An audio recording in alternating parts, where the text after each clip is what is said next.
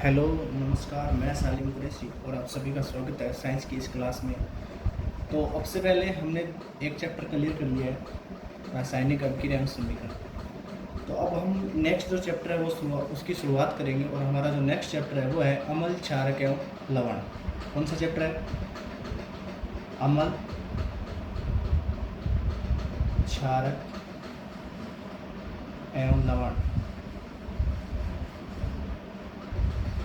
हमारा नेक्स्ट जो चैप्टर है वो है अम्ल, क्षारक एवं लवण। ठीक है बच्चों,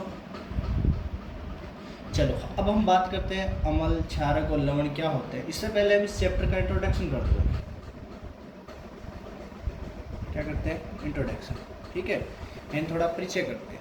हम अपने दैनिक जीवन में ऐसी बहुत सी चीज़ें देखते हैं, बहुत से पदार्थ देखते हैं जिनका जो स्वाद होता है वो अलग अलग होता है, और जब हम उनको किसी अन्य पदार्थ में मिलाते हैं तो उसमें रंग परिवर्तन होता है।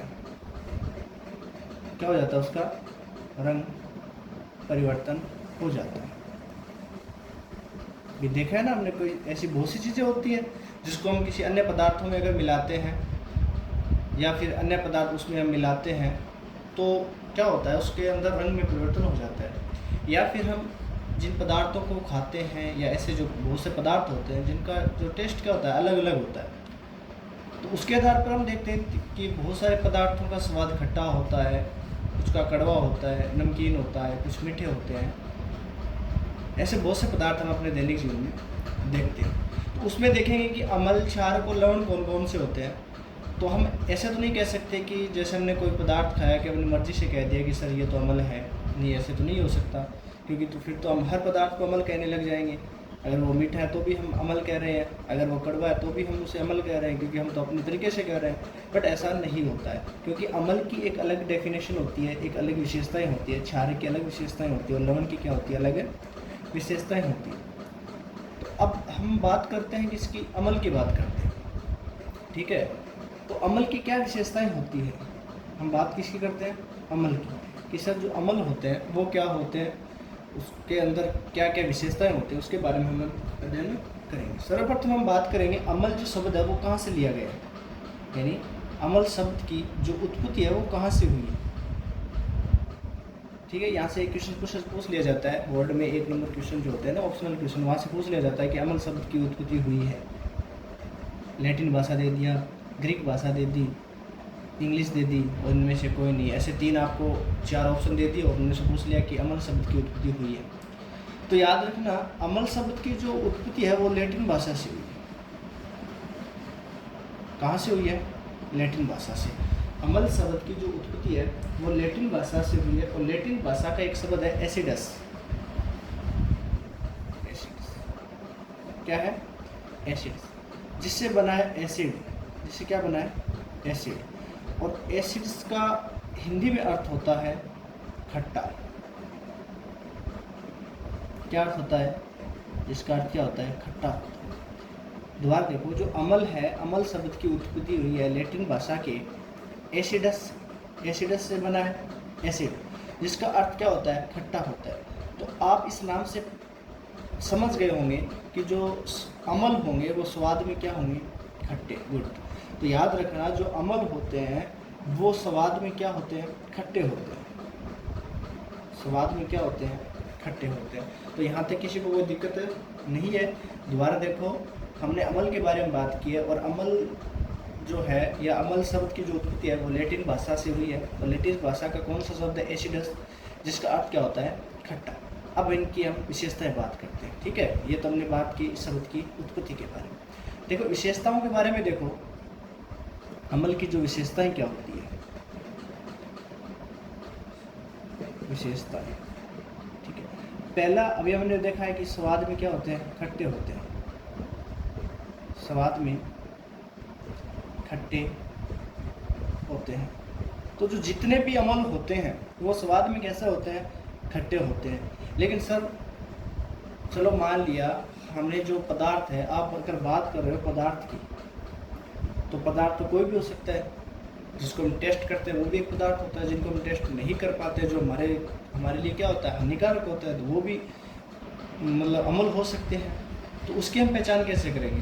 तो पहले सर्वप्रथम ये याद रखना कि जो खाद्य पदार्थ होते हैं जिनको हम टेस्ट कर सकते हैं, वो पदार्थ अगर क्या हो, खट्टे हो, तो वे सभी क्या कहलाते हैं, अम्ल कहलाते हैं। क्या कहलाते हैं आपके, अम्ल कहलाते हैं। जैसे अगर बात करें हम,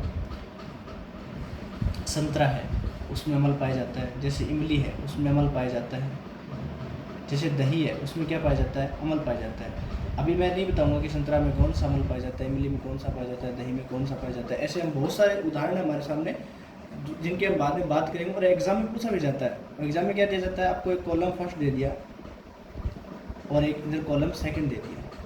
यहाँ पर आपको दे दिए प्राकृतिक स्रोत और यहाँ दे दिए अम्लों के नाम, तो मिलान करने। और यहाँ से जो मैं बता रहा हूँ ये कॉलम से, यहाँ से एग्जाम में क्वेश्चन पूछ जाते हैं। ठीक है, तो चलो हम बात करते हैं, अपने टॉपिक पे रहते हैं, आगे नहीं जाएंगे। देखो, तो जो अम्ल होते हैं वो स्वाद में क्या होते हैं, आपके खट्टे होते हैं। नंबर 2, अभी हमने ये समझा है और मैंने ये बोला है कि सर कुछ पदार्थ जो होते हैं उनको हम टेस्ट नहीं कर सकते, उनको हम मतलब चख कर ये नहीं बता सकते कि सर ये अम्ल है, क्योंकि वो हमारे लिए क्या हो सकते हैं, हानिकारक हो सकते हैं।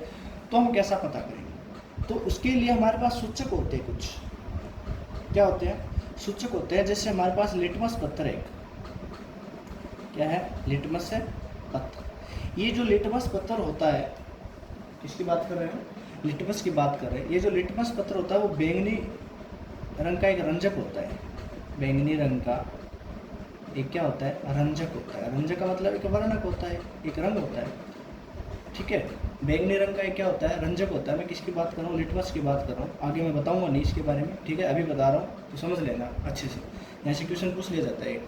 लिटमस पत्थर जो होता है वो बैंगनी रंग का एक क्या होता है, रंजक होता है, जो थैलेफाइटा समूह के एक पौधों का समूह होता है। क्या, थैलेफाइटा, थैलेफाइटा। ठीक है, ये पौधों का समूह होता है और इस पौधों के समूह में एक लिचेन नाम का पौधा होता है। लिचेन नामक एक पौधा होता है। उस पौधे से इसको क्या किया जाता है, प्राप्त किया जाता है। तो याद रखना, जो लिटमस पत्थर होता है वो बैंगनी रंग का एक रंजक होता है। जो थैलेफाइटा समूह की पौधा होता है उसमें एक लिचेन नाम का पौधा होता है, उससे ये प्राप्त किया जाता है। ठीक है, तो ये कैसा होता है, बैंगनी रंग। अब सर ये तो बैंगनी रंग का होता है, लेकिन मान लो अगर हमारे पास कोई अम्ल है, हमारे पास क्या है, कोई अम्ल है, यानी अम्लीय विलयन है एक, तो उसके अंदर अगर हम डालेंगे तो ऐसा थोड़ी कि बैंगनी का बैंगनी रहेगा। अगर बैंगनी रहेगा तो हमें कैसे पता चलेगा। आप बोल रहे हो कि लिटमस पत्थर का रंग कैसा होता है, बैंगनी होता है। तो ये तो मैंने इसकी विशेषताएं बताई लिटमस पत्थर की। तो जो लिटमस पत्थर होता है वो बैंगनी रंग का एक रंजक होता है, जो थैलेफाइटा समूह के लिचेन नामक पौधे से प्राप्त किया जाता है। जब हम इसको किस में डालते हैं, अम्ल में डालते हैं, तब देखो क्या इसमें परिवर्तन होता है। ठीक है, यहाँ तक किसी को कोई दिक्कत है नहीं है। तो देखो सेकंड जो टॉपिक आपका, सॉरी सेकंड पॉइंट है, वो है यह है जो अम्ल होता है वो नीले लिटमस पत्थर को, नीले लिटमस पत्थर को क्या कर देता है, लाल कर देता है, लाल कर देता। ठीक है, अगर विलयन आपके पास ना तो अम्ल है और ना ही आपके पास क्या है, क्षारकीय है, उस वक्त जो आपका जो लिटमस पत्थर होता है वो बैंगनी रंग का होता है। कैसा होता है, बैंगनी रंग का। वैसे कितने कलर के होते हैं, 2 रंग का, एक तो होता है रेड और एक कैसा होता है, ब्लू होता है। ठीक है, तो याद रखना, अम्ल को या फिर किसी अम्ल में आप लिटमस पत्थर को डालते हो, तो लिटमस पत्थर को आप जैसे उसमें डालोगे तो वो जो नीला रंग है वो किसमें परिवर्तित हो जाएगा, लाल रंग में परिवर्तित हो जाएगा। तो ये 2 विशेषताएं होगी, स्वाद में क्या होते हैं, खट्टे होते हैं, और ये नीले लिटमस पत्थर को क्या कर देते हैं, लाल कर देते हैं। ठीक है, नेक्स्ट देखो, नेक्स्ट 3 नंबर पॉइंट अगर बात करते हैं, तो ये जो अम्ल होता है वो जलीय विलयन में, यानी जैसे आप किसी अम्ल को जल में डालते हो तो ये जलीय विलयन में डालने पर H+ आयन देता है। क्या देता है, H+ आयन देता है। ठीक है, किसी को कोई दिक्कत नहीं है। तो अम्ल को आप जैसे किस में डालते हो, अम्ल को आप अगर उसमें डालते हो और जल में डालते हो तो ये क्या देता है, H+ आयन देता है। ठीक है, नेक्स्ट देखो, हम बात करते हैं अम्ल की नेक्स्ट विशेषताएं। एक होता है आपका pH स्केल। क्या होता है, pH स्केल होता है, मैं अभी नहीं बताऊंगा, जैसे आपको सूचक पढ़ाऊंगा तो सूचक पढ़ाऊंगा तो उसमें आपका जो pH स्केल है ये आप आपके पेपर की दृष्टि से यानी जो एग्ज़ाम है उसमें महत्वपूर्ण टॉपिक रहता है ये पीएच के लिए, यहाँ से परसेंट पूछ भी लिया जाता है। ठीक है, पीछे शायद 2022 और 23 में एक क्वेश्चन पूछा गया था, नहीं 21-22 में एक क्वेश्चन पूछा गया था कि जो आपका पीएच स्केल होता है इसके किनारों पर कौन से 2 रंग होते हैं। ठीक है, तो यहाँ से बहुत सारे क्वेश्चन बनते हैं, मैं आपको बाद में कराऊंगा। तो इस पीएच स्केल में इतना बता देता हूँ, 14 अंक होते हैं। कितना होते हैं? 14, 1 से लेके 14 तक, बीच में होता है 7। ठीक है, बीच में कैसा होता है? 7 होता है। तो इसका जो पीएच मान होता है, इसका पीएच मान होता है, पीएच मान वह 7 से क्या होता है? कम होता है। 7 से क्या होता है? कम होता है। ठीक है, यहाँ तक किसी को कोई दिक्कत नहीं है। यानी इसमें जो पीएच मान होता है वो 7 से क्या होता है आपका? कम होता है। किसमें? अम्ल में।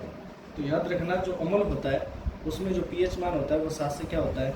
कम होता है। तो ये आपके अम्ल की विशेषता, यहाँ तक किसी को कोई डाउट नहीं है और दिक्कत नहीं होनी चाहिए। ठीक है, और मैं आपसे प्रॉमिस करता हूँ कि ये जो आपको जितने भी मैं चैप्टर करवाऊँगा यानी कंप्लीट जो सिलेबस कराऊँगा वो एकदम बेहतरीन तरीके से, बेहतरीन नोट्स के साथ, बेहतरीन कंटेंट के साथ आपको अच्छे से एक एक चीज़, ऐसी चीज़ें नहीं छोड़ूंगा जो आपके एग्ज़ाम की दृष्टि से महत्वपूर्ण होगी।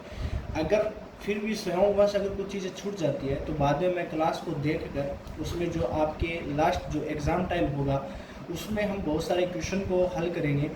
जो प्रीवियस आपके जो एग्ज़ाम हुए, प्रीवियस जो पेपर हुए, उसमें से जितने भी जो क्वेश्चन आए उनको हम हल करेंगे। हमारी तरफ से कुछ पेपर बनाएंगे, उनको वो हम उनका सॉल्यूशन करवाएंगे, आपसे करवाएंगे, कुछ हम करेंगे। ठीक है, वो एक जो पेपर होंगे वो हम ग्रुप में डाल देंगे या अपने टेलीग्राम अकाउंट में डाल देंगे, जिससे आप वो चीज़ें सोल्व कर सकते हो। आप उस एग्ज़ाम का, उस पेपर का क्या निकाल सकते हो? पीडीएफ निकाल सकते हो। तो आप बेफिक्र रहो, जितना करवा रहे हैं उतना अच्छे से पढ़ो।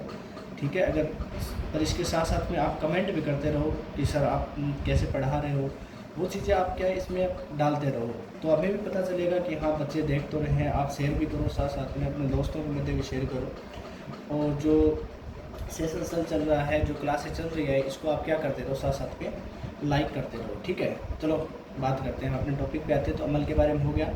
अब देखो, अमल में हमने 2 चीज़ें देखी है कि ये जलीय विलीन में क्या देते हैं? H+ आयन देते हैं। ठीक है, इससे हम 2 प्रकार के क्या बनाते हैं? अमल बनाते हैं। देखो,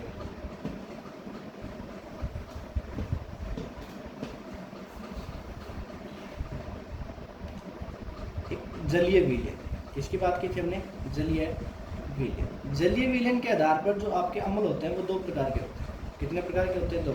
एक तो होता है सांद्र अम्ल, सांद्र अम्ल, और एक होता है तनु अम्ल। एक तो आपका होता है सांद्र अम्ल और दूसरा कौन सा होता है आपका?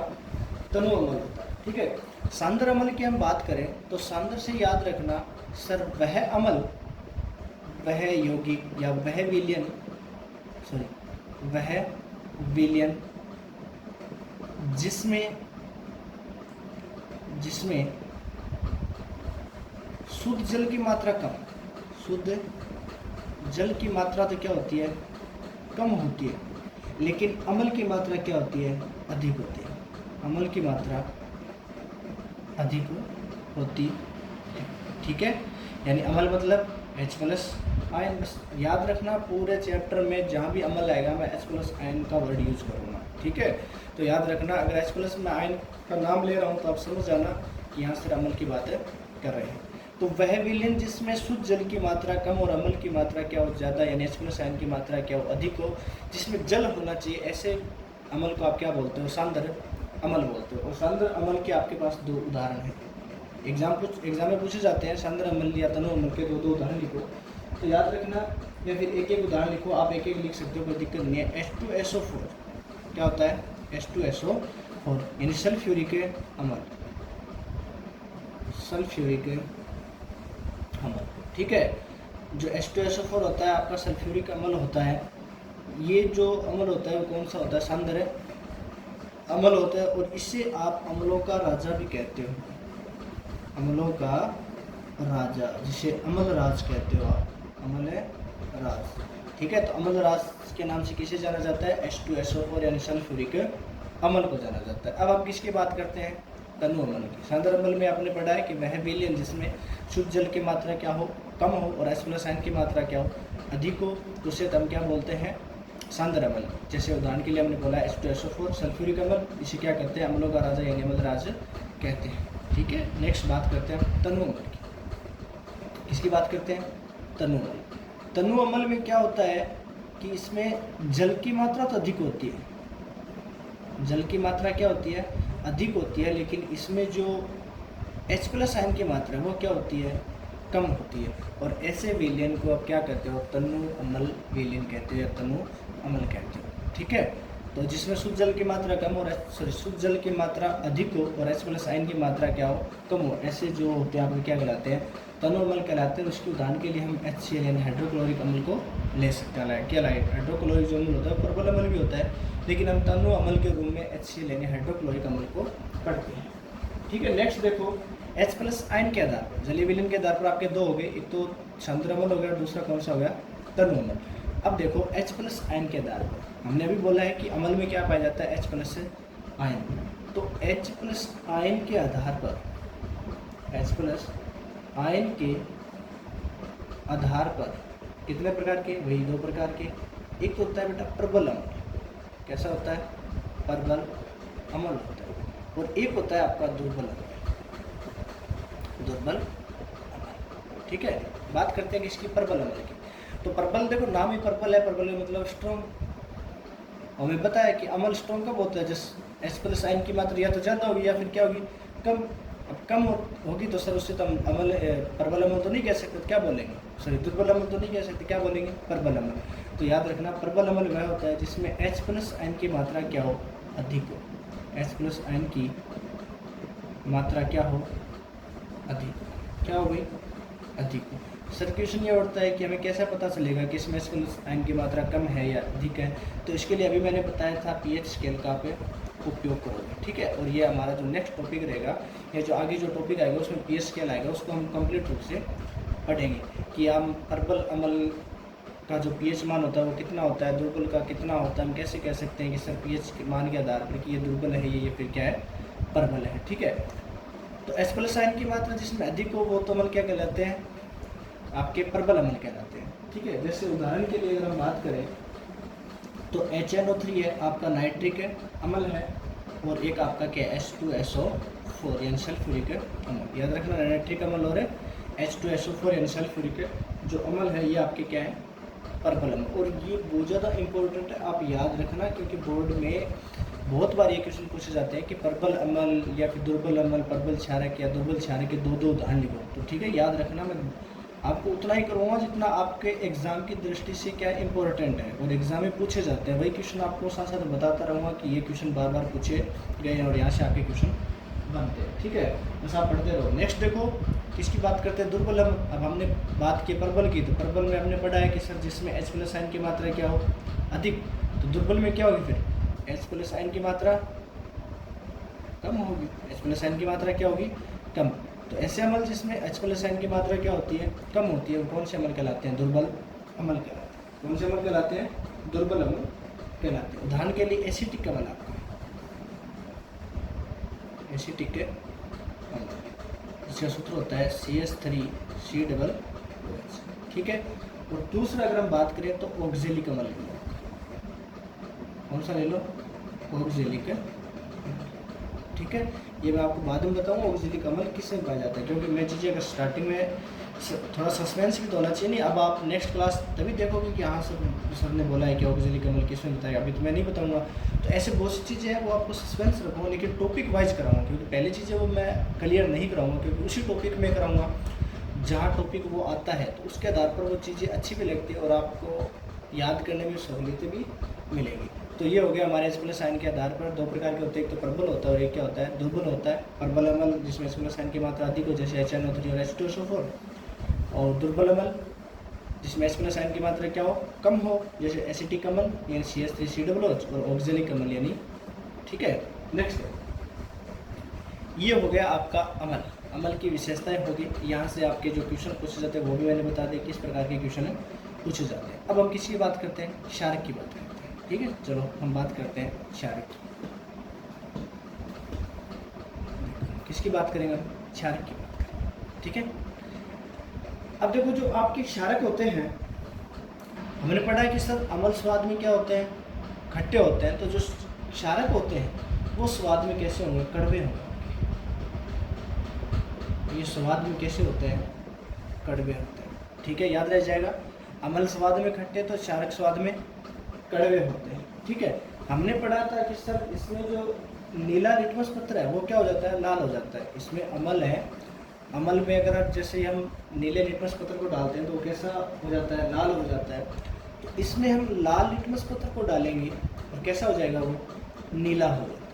ठीक है, ये लाल लिटमस पत्र को क्या कर देता है, नीला कर देता है, और वो नीले को क्या कर देता है, लाल कर देता है। नेक्स्ट देखो, हमने अम्ल के बारे में पढ़ा था कि ये H+ आयन देता है, तो ये जलीय विलयन में क्या देगा,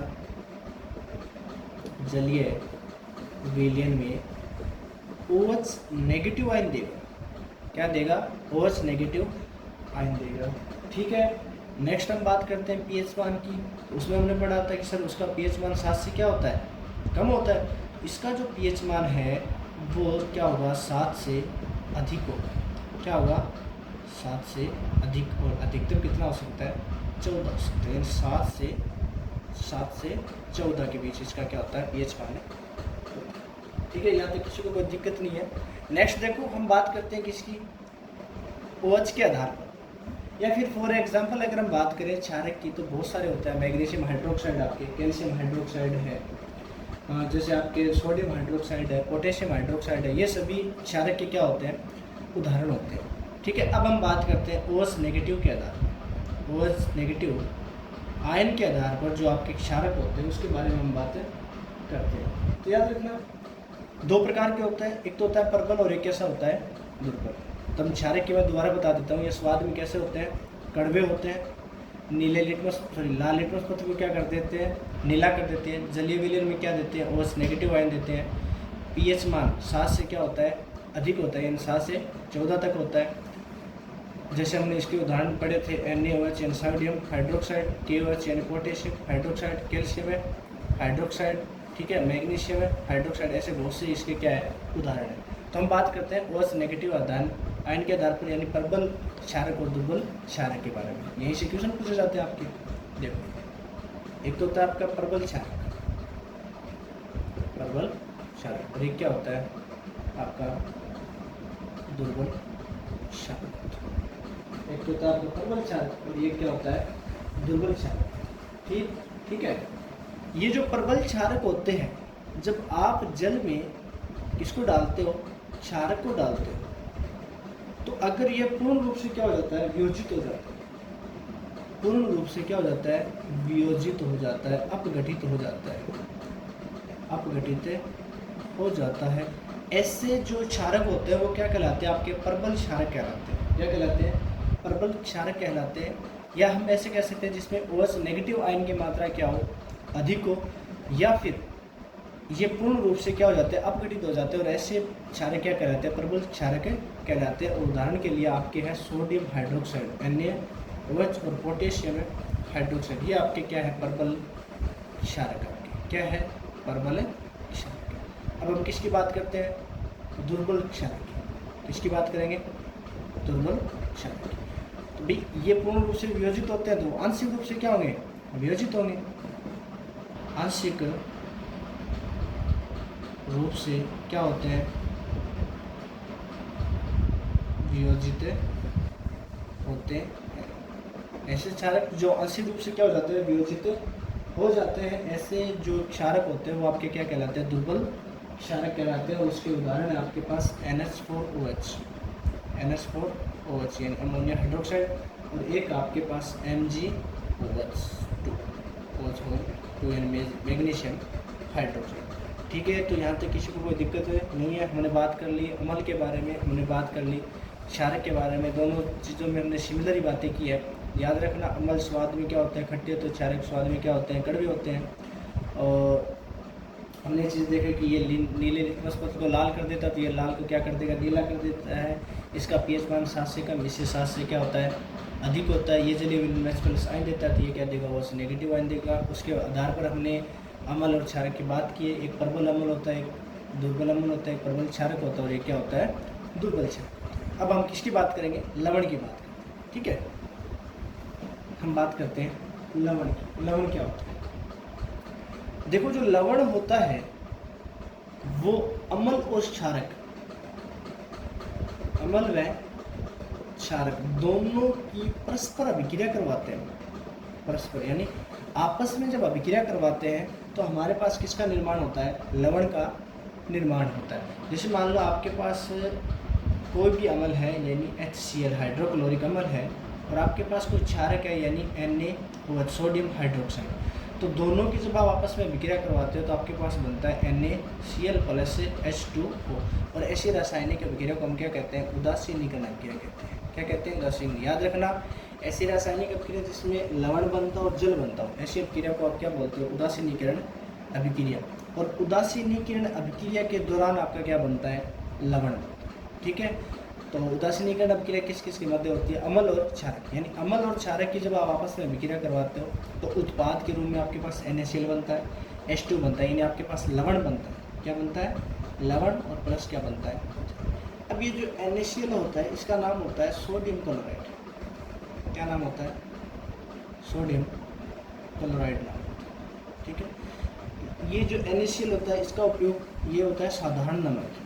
क्या होता है? साधारण नमक का सूत्र होता है जिसका हम घरों में उपयोग करते हैं। और हमारे जो आंसू होते हैं उसमें भी कौन सा नमक पाया जाता है? साधारण नमक यानी NaCl पाया जाता है। अगर फिर भी आपको यकीन ना हो कि सर गलत बता रहे तो एक काम करना, चुपके से मम्मी से डांट खाकर या फिर पापा से 2-3 थप्पड़ खा के आप कहीं कोने में जाके बैठ जाना और उस टाइम टेस्ट करना आपके जो आंसू होते हैं वो कैसे होते हैं? नमकीन होते हैं। कैसे होते हैं? नमकीन। तो समझ जाना इसमें क्या है? आपके NaCl। तो ठीक है बच्चों, मैंने बात कर लिया अम्ल, क्षारक और लवण के बारे में। आप उम्मीद करता हूँ आपको अच्छे से समझ में आया होगा। और मैं आपसे फिर एक बार ये रिक्वेस्ट करना चाहता हूँ कि आप अपने सेशन को लाइक करो, शेयर करो, सब्सक्राइब करो। Thank you. मिलते हैं नेक्स्ट क्लास में।